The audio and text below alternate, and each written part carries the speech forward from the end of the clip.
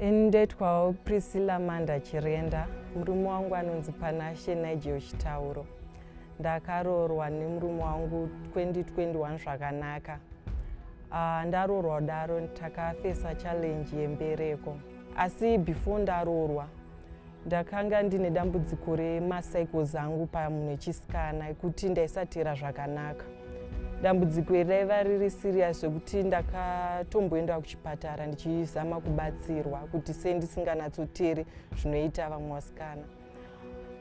So kunetsa kwarakaita rakasvika pasituation yekuti ndaiti ndikazama kuda toti ndaenda kana mubath ndikada kuzama kuita urine ndaigona kudonha.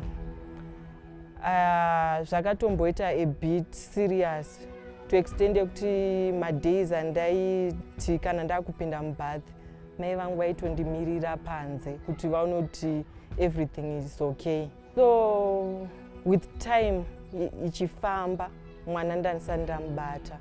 Situation yekunzi uri barren yakaoma. I still remember inini nahusband wangu taishanda at construction company. Takatororana zvaizikanwa nemunhu wese ipapo tikatoitwa makorokoto. So vanhu vanenge vakutarisira kuonawo zvinotarisirwa after marorana. Inini nhumbu yakaramba kubata to extend yekuti yakabva yaita nyaya even pabasa. I still remember murume wangu since tiri paconstruction tinogona kuti munogona kuti mapedzawo kushanda kana kuti palunch yavo munogara mese muchidya and what. I remember murume wangu akatombofesa challenge yekuti vanhu vaibva vafila kuti ndo time yekuti vataure 1 and 2 things about situation yatinayo. Zvekuti zvakabva zvaita kuti environment yekubasa chaiyo itsave environment yakanaka even kumurume wangu. Challenge iyoyo yekuti vanhu vanga vakukwanisa kuona kunge vanokwanisa kutaura zvavanoona pasituation yedu yakaita kuti murume wangu azosvika pakutosiya basa. So situation iyi yanga yakusangorwadza inini but yairwadza even kuona murume wangu aiva ari munhu anga ane shungu yekuti aitewo mwana wake.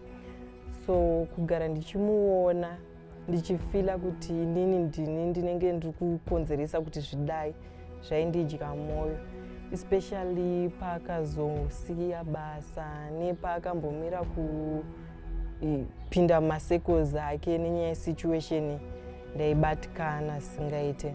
So ndakazoti 2 years down the line tichingotenderera nenyaya yedu iyoyo ndakazosvika pastage yekuti ndandakufila kuti I need help. Ndobva ndasvika paextend yekuti ndakatojoina even mamwe magroup panana Facebook pane magroup evanhu vanenge vane masimilar situations.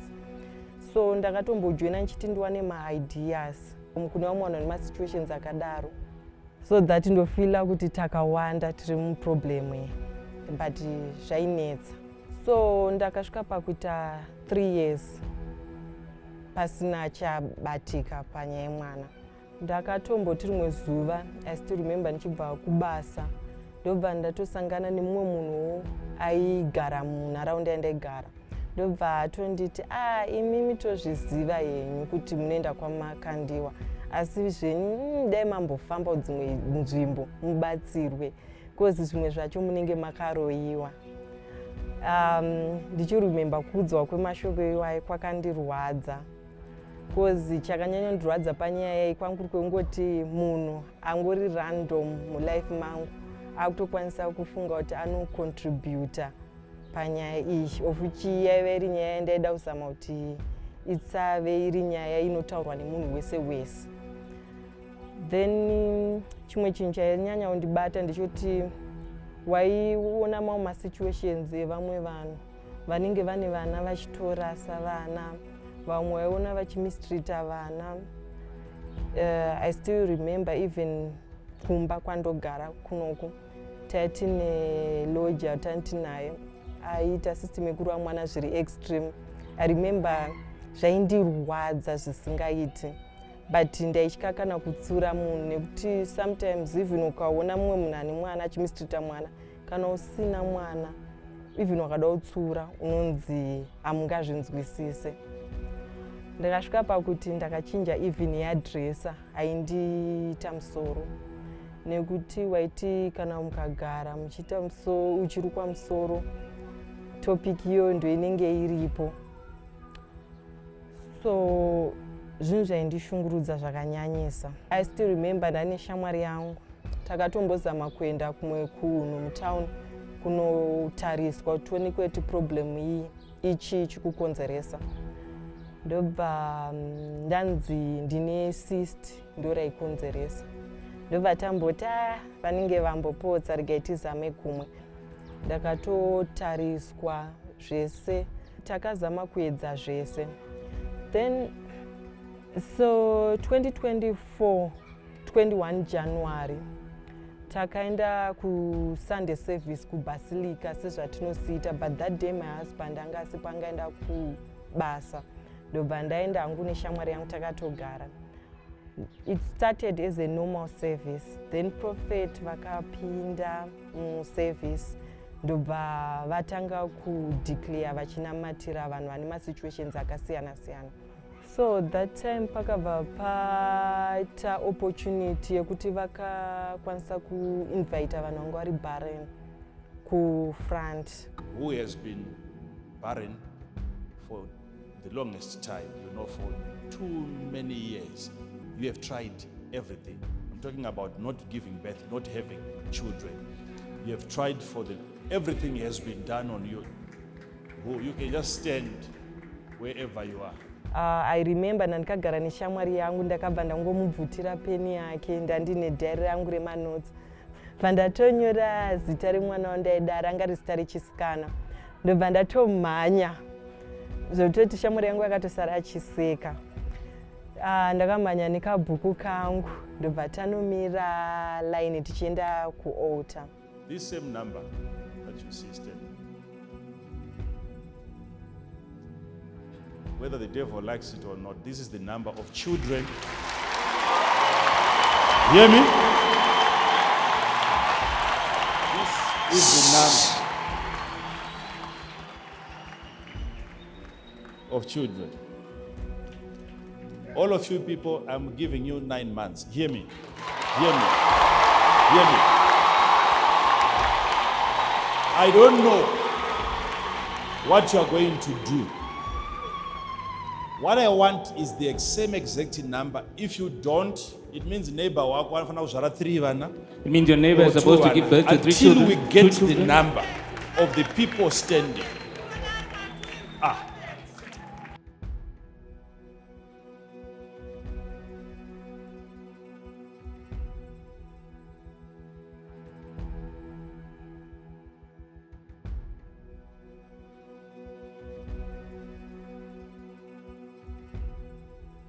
Okay, you are coming back here with a testimony.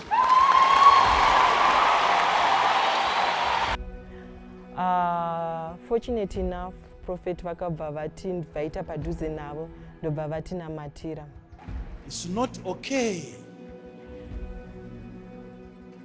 How many babies have we had here? We have had a lot of barren people in this ministry, and we have seen testimony after testimony. But there comes a time, and today is your day. You can come closer to the pulpit here. Come closer to the pulpit. Time yavainamata, I remember tandikasumudza maoko. Ndakasumudza maoko kudaro vachinamata ndikanzwa maoko angu kuti akutorema as if ndatogamuchira mwana. Zvoti ndakatotadza kuramba ndakamasumudza mudenga. This ground where you are standing now, it's a holy ground. The curse of barrenness is broken. I receive. Be fruitful and multiply. I receive. In Jesus' name. From this place, you will conceive. I receive. and bring forth. I receive. In Jesus' name. I receive. So ndakabva ndatovhura maziso handina kudonha naita sei but ndakatonzwa kuti pane zvaitika ndobva zvatongopera zvakadaro. So ndakati February vandati March, ndapana March ndakabva ndatanga kuti zvinhu zviya how far. April akabva atoita the hardest month cause ndopakatanga kutoti nevamwe vanhu vaindiona everyday, vamwe vanhu vausingambotarisire kuti vangataure newe, nevamwe vanhu vatori nehigh profile vanenge usingambofungire kuti vanenge vachitokuona, vakatanga kungondibvunza kuti ko mwana iwe nanhasi here havisa zvaita. To extend yekuti pressure yakabva itanga kuchiwedzera from all angles, nehama dziri kunze kwenyika dzaunenge uchitaura nadzo dzinenge dzakubvunza kuti kochii. Tikazoti muna May 2024 in fact ndakatanga kutomborota kari kamwana achindiruma like chigunwe changu chekuleft. Ndobva ndatoseka, ndobva but akamuka achitanga asiri kunyatsofila mushe nedream yanga arota zvokuti body yake physically yaitoresponda sekunge ari kutorwara. Ndobva zvandipusha kuti nditi ndadzokera kubasa, bva zvandipusha kuti nditi palunch hour nditenge pregnant test. Ndakatotesta ndiri kubasa. That was when I received my first positive. Zero ndakafara zvokuti even pandikaisira habi wangu message ndatomurakidza haana kumbozvibhilivha.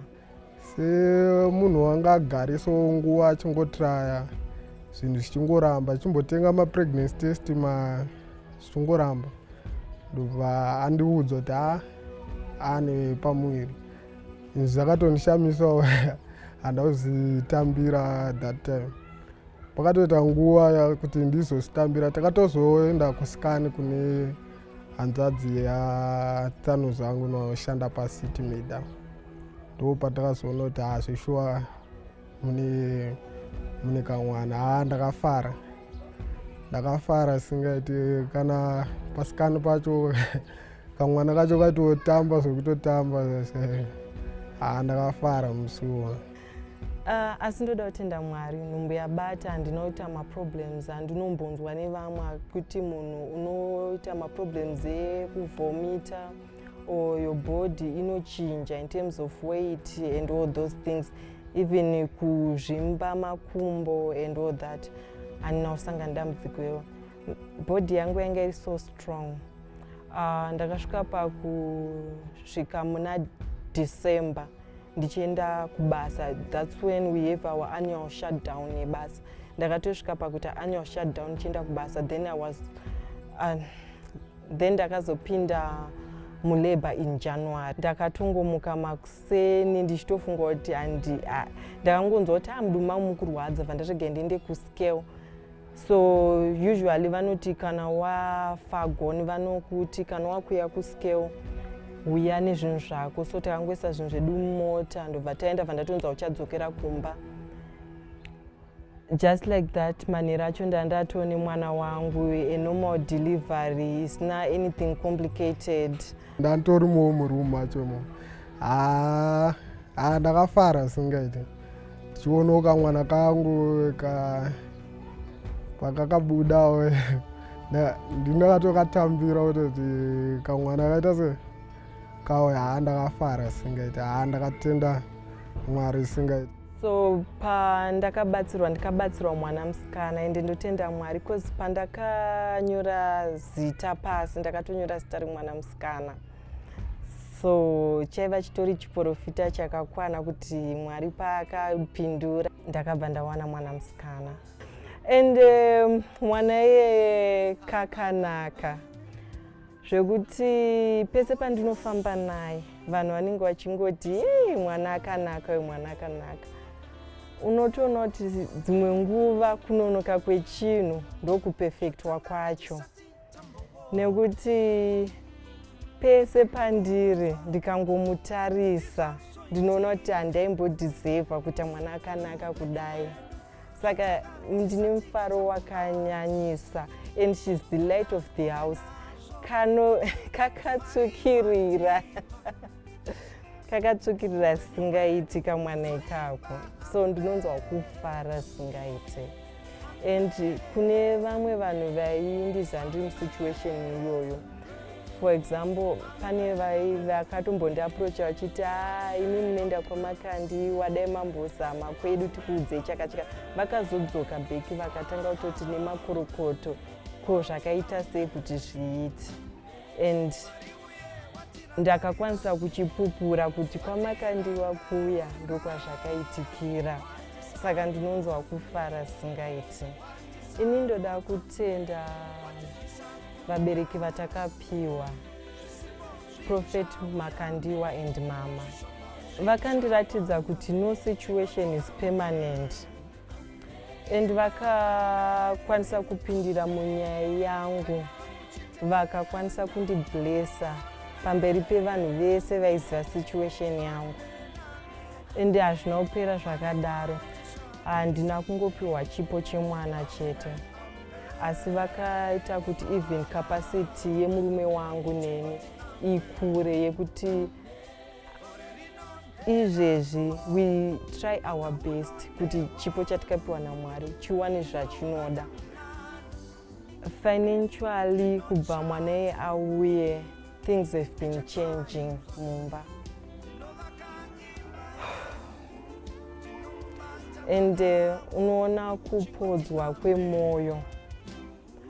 Even calmness chaiyo mumba, even pakutaura, pamaitiro ezvinhu kwandiri even nekumurume wangu atochinja. Kana pane situation pamba, nyaya dzinoita shoma even muchiwirirana. Asi kuya kwemwana kwakaita kuti even mumarriage tikwanise kugara pasi tichiseka tichitaura nyaya. Ndinonzwa kufara nekuda kutenda Mwari. Pandoda kutendawo Prophet nekunamatira kwakazoitawo mukadzi wavo. Ndandisina tarisiro yekuti zvichaitawo that time yekuti tingaitawo mwana that time, but pavakangomunamatirawo inangu ndandisipo bandoziva kuti prayer yavo yakabva yatondibatawo nekwanandiri koko. Ndobva zvatongoita kuti tiwanewo mwana takawana. Handoda kungotenda nekuramba nchiti varamba vachingobatsirawo vamwe vanoda rubatsiro kubva kwavari. Mwari varamba vachivawedzerawo makore panyika kuti varamba vachingotitungamirirawo semhuri yeyefa.